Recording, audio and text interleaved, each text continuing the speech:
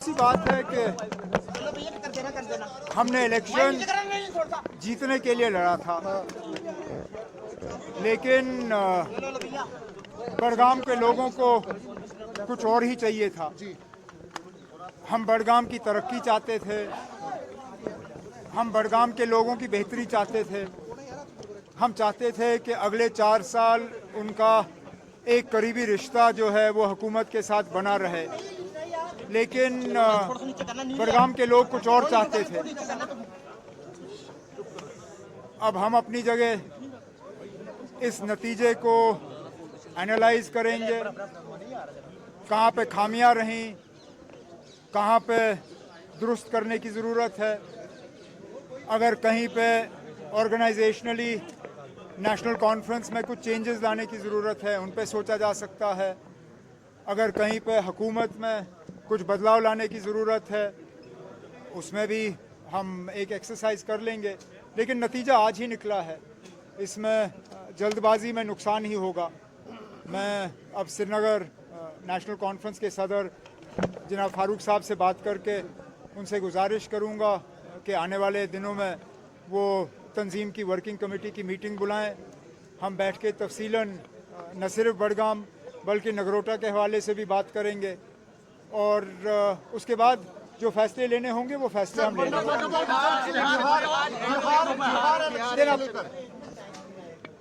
जब मैं बिहार के नतीजे देखता हूं तो अपनी हालत पे मुझे दुख कम होता है, क्योंकि मुझे पहले ही मालूम था कि ये बड़गाम का इलेक्शन हमारे लिए आसान नहीं होगा। बड़गाम के कुछ अपने ही अलग हालात हैं। एक ऐसा तबका है, काफ़ी बड़ा तबका वोटरों का, जो मुद्दों पे वोट नहीं देते। बड़गाम में सिर्फ काम देख के वोट नहीं होता।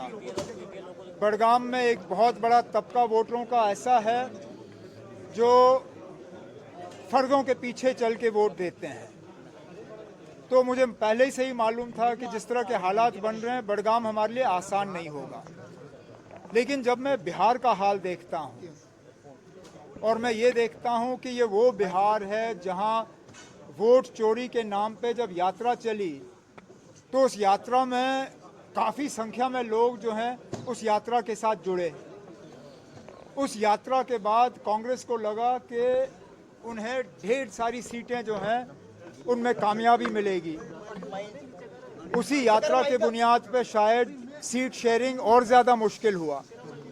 लेकिन जब हम नतीजे देखते हैं तो बजाय ये कि एंटी इनकम्बेंसी का नीतीश कुमार जो है वो शिकार हो, उन्होंने एंटी इनकम्बेंसी को इनकम्बेंसी में तब्दील करके हुकूमत का फ़ायदा लेके अब कहते हैं कि 10वीं बार जीता है, 10वीं बार मुख्यमंत्री बनेंगे।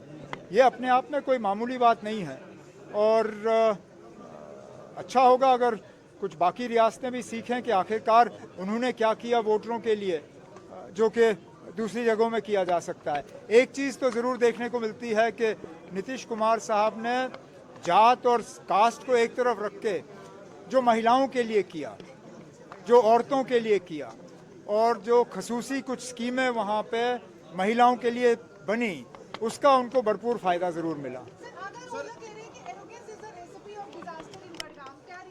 अब मुझे उन पर कुछ नहीं कहना है।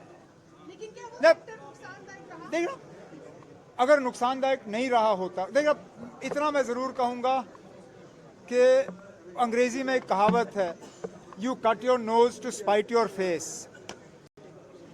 रूहुल्ला ने मुझे एक पैगाम पहुंचाने के लिए क्या किया क्या नहीं किया वो एक बात, लेकिन सियासी तौर खुद तो उन्होंने खुदकुशी की। लेकिन सुने ना, क्योंकि जो शख्स वहां से जीता है वो कभी रूहुल्ला को वहां दोबारा उठने नहीं देगा।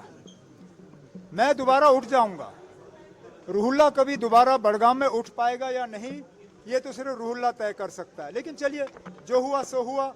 अब तंजीम को करना होगा वो हम कर लेंगे। दिल्ली ब्लास्ट में जो आज घर उड़ाया गया, डॉक्टर उमर का घर को डिसमेंटल करा गया, उसे आप उस पर आप क्या कहेंगे? अगर इन चीज़ों से आतंकवाद रुक जाता तो अभी तो रुक गया होता। आपने पहलगाम के बाद भी कितने गाड़ उड़ाए, रुका ये?